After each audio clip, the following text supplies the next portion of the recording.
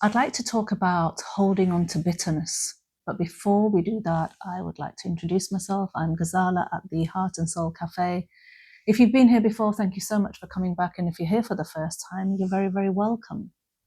So holding on to bitterness, what am I talking about there? Well, I counsel women who have experienced child loss mainly. I'm a counsellor, psychotherapist, and I find so much that women that I'm listening to, that I'm having sessions with, quite a lot of the time hold on to bitterness. Now, there could be various reasons for this. I know that grief is a natural response to the loss of someone. Okay, and losing a child, I think, is probably the worst kind of loss anyone could experience, because it's against the natural order of things. You don't expect your child to leave this world, this life, before you do. You expect your child to outlive you as a parent. So I think that makes it even harder as grief goes. Although we're not comparing, I just feel that. Please do comment if you don't agree. Now, when we experience loss, we experience things such as, obviously, pain, bitterness, perhaps. I think my notion on pain and bitterness is sort of different. I feel that pain is something that we feel, and it could be quite acute. It could be due to something that's happened, we feel pain. So due to a loss, we could feel pain for quite some time. And I feel pain.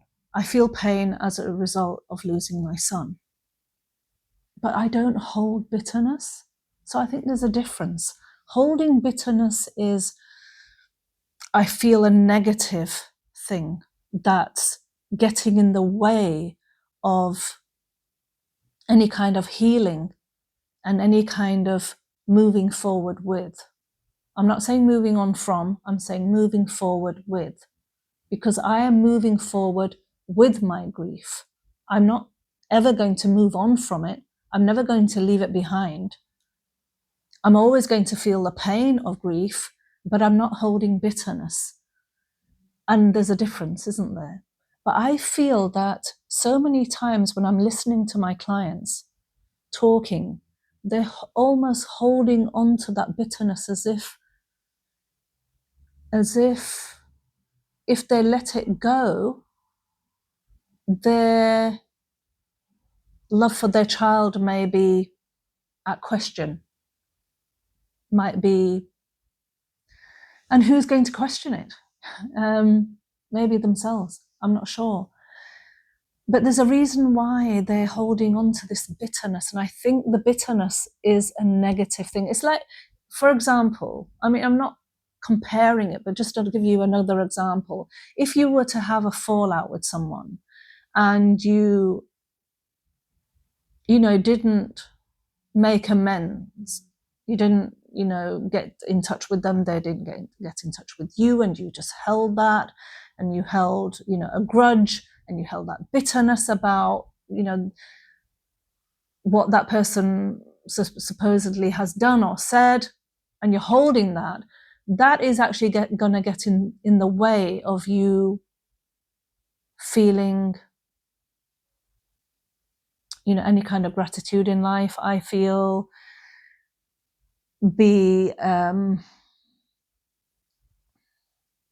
moving through life with any positivity. I feel that bitterness would get in the way of that. So my advice would be to let go of that bitterness and make your peace with that person who you've maybe had that fallout with. You've heard the saying, haven't you, probably time and time again, that life is so short. Well, when someone has lost a child at the age of 22, it brings it home very, very clearly that yes, life is too short.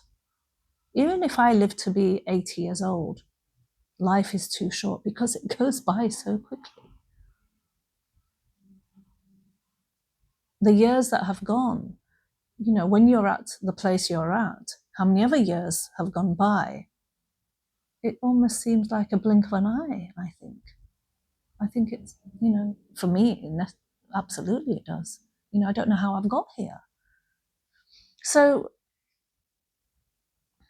you know, holding on to bitterness, if I was to hold on to bitterness, why did this happen to my son? And why did the, you know, medical profession not do something earlier? Why didn't they intervene? Why was he allowed home from the hospital? You know, if he was going to have this cardiac arrest, why wasn't that monitored? Why wasn't, you know, I could just go on and on and on and on and on. What good would that do?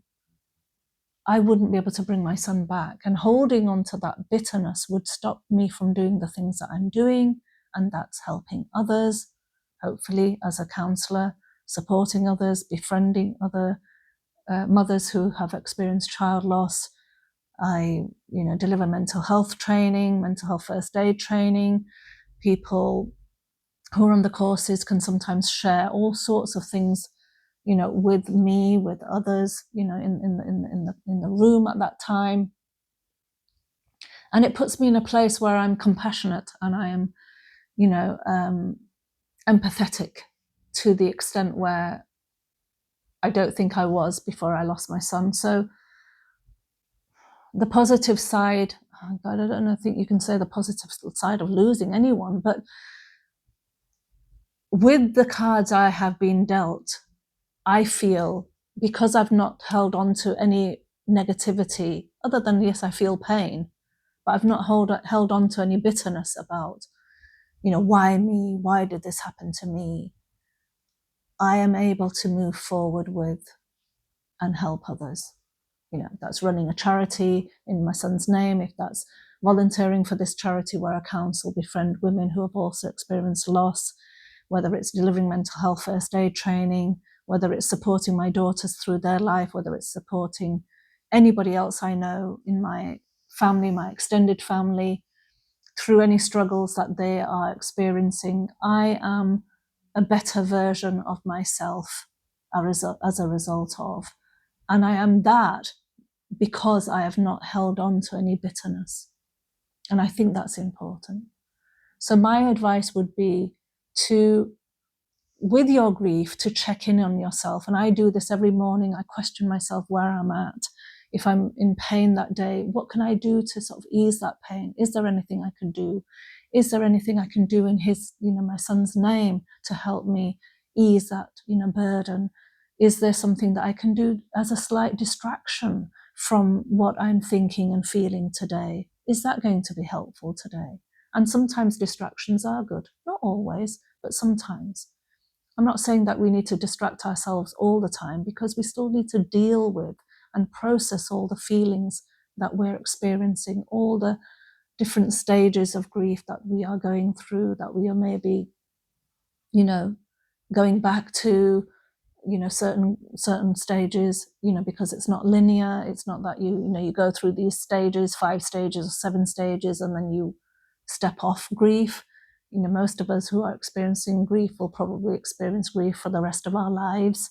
And, you know, I know that I will, but this is how I am experiencing it. I'm trying to do some good in this world before I leave it, in my son's name. And that is what I'm doing. Whether I actually accomplished that, I don't know. You know, I do get feedback from, you know, the ladies that I counsel and support, and it's always been positive. With my mental health training, it's always been positive feedback. So, yeah, and I've had some comments from these videos, you know, and it's most, I think, other than one comment, all the comments have been very positive. So, yes, you know, trying to do something positive out of something so awful is really what I am doing and what we can maybe try to do. Okay, and you know, holding on to bitterness, not a good thing. It's just going to have a detrimental effect on your health, your physical health, your mental health, and that then isn't going to be helpful to anyone. So please do try not to do that. Thank you. Thank you for watching this video. Please do share, comment, like, subscribe. We do need subscribers.